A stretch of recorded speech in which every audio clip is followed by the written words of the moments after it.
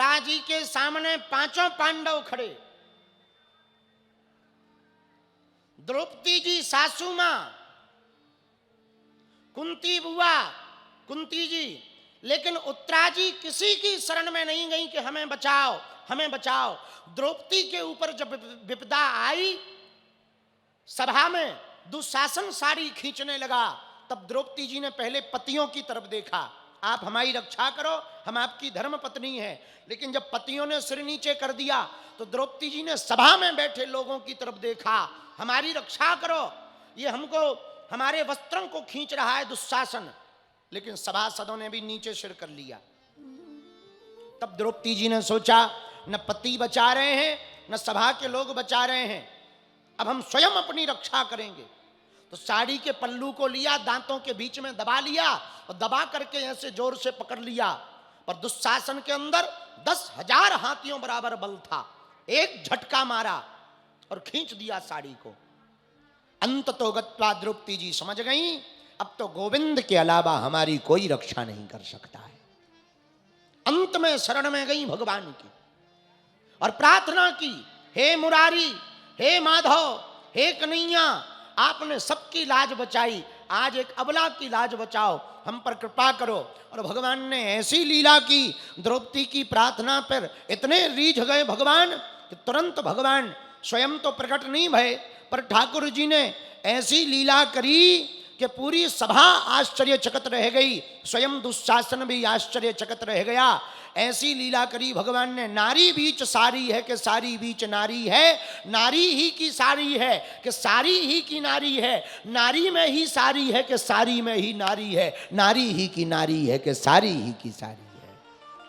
भगवान ने इतना चीर बढ़ा दिया कि चकित रह गया। उसे यही समझ में नहीं आया कि नारी के बीच में सारी है कि सारी के बीच में नारी है, नारी ही की सारी है कि सारी ही की नारी है, यही सोचता रहा। अंत तो गत्वा थक गया।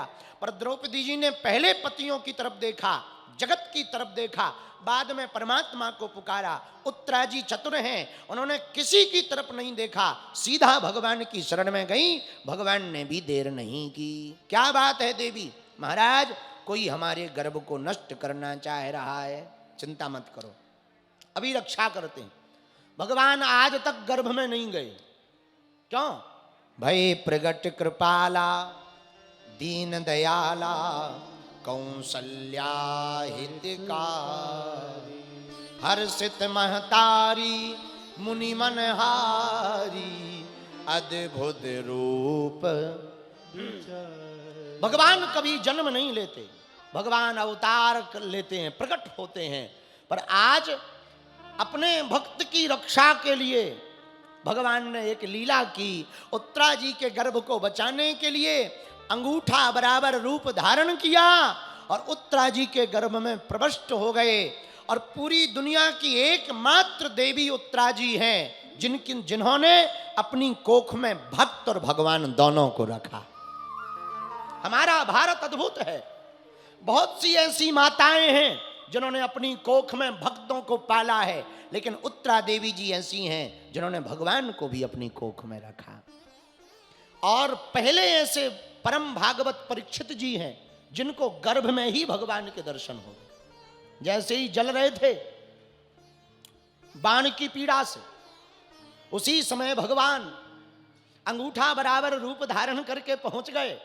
तो जो शरीर में ताप था, नन्हे से शिशु परीक्षित जी गर्भ में पल रहे थे, आग लगी हुई थी, जैसे ही देखा कोई चतुर्भुज रूपधारी मधुर मधुर मुस्कुराता हुआ सांवरा सा है, हाथ में चक्र सुदर्शन लिए हुए हैं, पीतांबर धारण किए हुए कोई आ गया। उनके आते ही पूरे गर्भ में शांति छा गई, ठंडक छा गई, खूब आनंद आने लगा।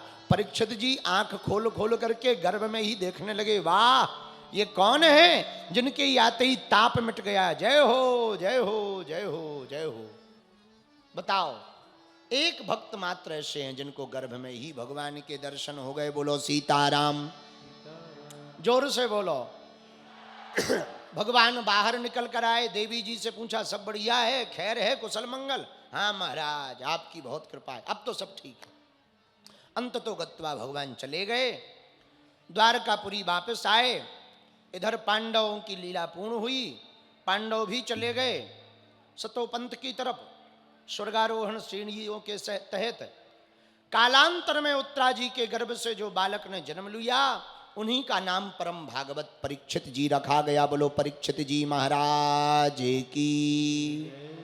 प्रातः काल हुई और जैसे ही सुबह हुई, मारोदिदस्य जननी गौतमी पति देवता। द्रौपदी रोने लगी। क्यों? माता शिशूनाम निधिनम सुतानाम। पुत्र से बड़ा वियोग कुछ होता नहीं है। पुत्र का वियोग मां के लिए सबसे बड़ा वियोग होता है। रोने लगी मां, द्रौपदी रोने लगी। पांडवों ने द्रौपदी को रोता हुआ देखा तो पांडव भागे भागे आए। क्या हुआ? द्रौपदी ने कहा, किसी ने हमारे 5 पुत्रों को मार दिया। पांडव भी बड़े आश्चर्यचकित हुए, लेकिन उसी समय अर्जुन ने गांडीव धारण कर लिया। तुरंत गांडीव धनुष बाण लेकर के अर्जुन जी खड़े हो गए और अर्जुन ने कहा, हम प्रण लेते हैं, जब तक हम अपने पुत्रों के हत्यारे का वध नहीं कर देंगे, तब तक हम अन्न जल भी ग्रहण नहीं करेंगे। और तुरंत भगवान कृष्ण से कहा, कन्हैया चलो रथ तैयार करो। भगवान ने रथ तैयार किया।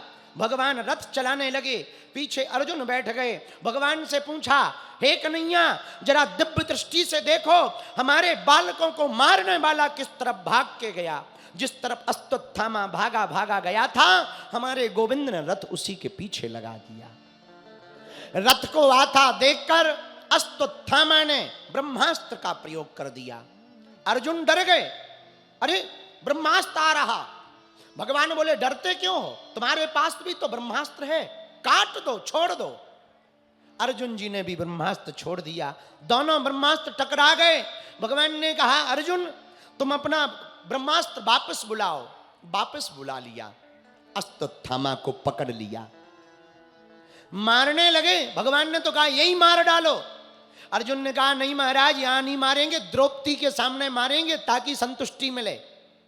इसलिए बांध दिया अश्वत्थामा को। रथ में बांधकर खचोड़ते हुए लाए और जैसे ही लेकर के आए, तलवार निकाली और मारना चाहा तो द्रौपदी ने रोक दिया। महाराज बस रुकिए रुकिए। मारोदिदस्य जननी गौतमी पति देवता। भैया महाराज, रोती हुई द्रौपदी कहने लगी, इनको मत मारो, मत मारो। क्यों ना मारे? अरे आप भूल गए, पता है ये कौन है? ये आपके गुरुदेव का बालक है। एक तो ब्राह्मण है, दूसरा आपके गुरुदेव का बालक है, और गुरुदेव का पुत्र तुम्हारे सन्मुख खड़ा है। यदि तुम गुरु पुत्र को मारोगे तो महापाप लगेगा। एक बात और बोलें, हाँ, इसके पिता महाभारत में वीर गति को प्राप्त हुए। अब इसकी मां को पता लगेगा कि पुत्र भी चला गया तो क्या बीतेगी मां पर। हमें पता है, द्रौपदी ने कहा, बेटा के जाने का दुख क्या होता। मत मारो, छोड़ दो। युधिष्ठिर जी ने भी कहा, छोड़ो अर्जुन, मत मारो। जब सब ने रोका, अर्जुन जी ने भी गांडीव नीचे रख लिया, तलवार को नीचे कर लिया। तब तक भगवान कृष्ण ने कहा, अर्जुन आप क्षत्रिय हो, आपने प्रण लिया था, वचन के पक्के हैं। आपने प्रण लिया था कि जब तक हत्यारे का वध नहीं कर देंगे, अन्न जल ग्रहण नहीं करेंगे। अब बताओ, आप युधिष्ठिर की बात मानोगे या अपने प्रण की बात मानोगे? अर्जुन जी बोले, अब तो हम लफड़े में फंस गए, आप ही बताओ किसकी माने।